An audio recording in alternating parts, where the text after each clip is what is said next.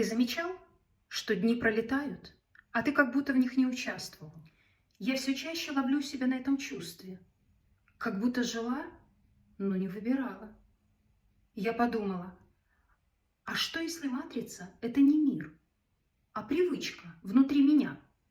Привычка быть прежней собой, ненавязанная, удобная, которая воспроизводится каждый день. Жить на автопилоте легко, потому что автоматизм комфортен для мозга. Мозг не инструмент для просветления, он инструмент для выживания. И когда появляется ощущение, что меня засасывает, это не мир тянет назад, эта привычка возвращает меня к знакомому. Отсюда усталость, сомнения.